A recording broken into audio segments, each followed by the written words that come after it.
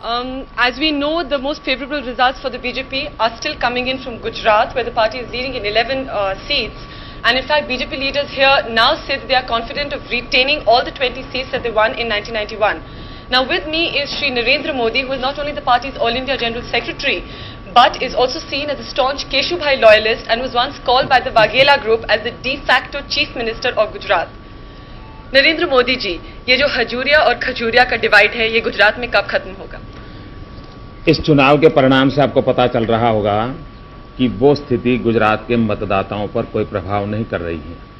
कुछ सीमा तक उस कठिनाई को हम फेस कर रहे हैं, लेकिन कुछ दिन पहले जैसे अटल जी ने कहा था कि गुजरात भाजपा को ग्रहण लग गया है, मुझे लगता है इस चुनाव के बाद उस ग्रहण से हमारी मुक्ति हो जाएगी। पर मोदी जी, गुजरात में अब की बारी का सबसे लोएस्ट वोटर टर्नआउट रहा है, तो ये क्या डिसिडेंट्स के साथ एक सिनिकल एटीट्यूड नहीं है? जी नहीं, इस लोएस्ट टर्नआउट का कारण सबसे बड़ा ये है कि चुनाव के मैदान में कांग्रेस में कोई दम ही नहीं था, और जब प्रतिस्पर्धी में कोई ताकत नहीं होती है तो लड़ाई का मजा नहीं आता है। मजा नहीं आता है तो लोगों में उत्तेजना नहीं आती, तो वोटिंग टर्नआउट में भी कठिनाई आती है। गुजरात में जो इनफाइटिंग की स्थिति है वो काफी सीरियस है। पिछले 2 दिनों में ही वाघेला जी की एक रैली पे पथराव हुआ था और वीएचपी और आरएसएस के साधुओं ने उनके अगेंस्ट प्रोटेस्ट निकाला था।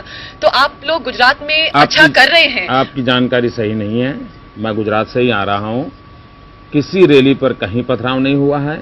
आरएसएस के कोई साधु होते नहीं हैं, विश्व हिंदू परिषद के भी साधु नहीं होते हैं, लेकिन कुछ संत नाराज थे क्योंकि वाघेला समर्थक के कुछ बंधुओं ने ऐसा बयान कर दिया था जिससे उनको बड़ी चोट पहुंची थी, बिलो बेल्ट अटैक कर दिया था। उसके कारण वो बड़े नाराज होकर के कोई एजिटेशन कर दिया था। मोदी जी, लेकिन संघ और वीएचपी के लोगों ने समझा करके उस एजिटेशन को वापस करवाने में सफलता मिली। मोदी जी, संघ ही के कुछ लोगों ने वाघेला जी के लिए एक टर्म यूज किया था, उन्होंने कहा था कि he is a traitor to the real meaning of Hindutva. Do you agree with this?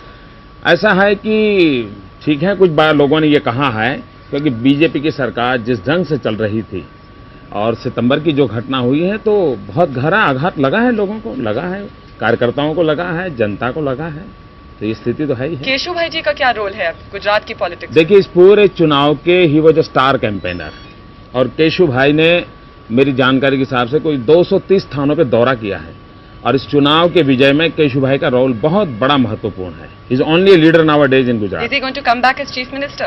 Well, ये तो मेरा विषय नहीं है, वो पार्लियामेंट्री बोर्ड का विषय है, वो तय करेगा। पर आप एक बात बताइए कि ये जो गुजरात में इनफाइटिंग है, is this not reflective of the larger divide between the BJP? सब लोग जानते हैं कि बीजेपी में एक फैक्शन है जो आरएसएस डोमिनेटेड है और एक फैक्शन है जिसको आप मॉडरेट फैक्शन कह लीजिए, तो ये बाद में प्रॉब्लम नहीं क्रिएट करेगा? मैं नहीं मानता। ये जो झगड़ा हुआ था सितंबर में, वो मिशन और एम्बिशन के बीच का था। ये कोई आरएसएस नॉन आरएसएस वाला झगड़ा नहीं। और मिशन किसकी थी? देखिए, एम्बिशन का संबंध आपको मालूम है, जिसको ओवर एम्बिशन हुआ उसमें से मुख्यमंत्री बनने के सपने वाघेला जी से है। जी, मैं किसी व्यक्ति के नाम की आलोचना कभी करता नहीं हूँ।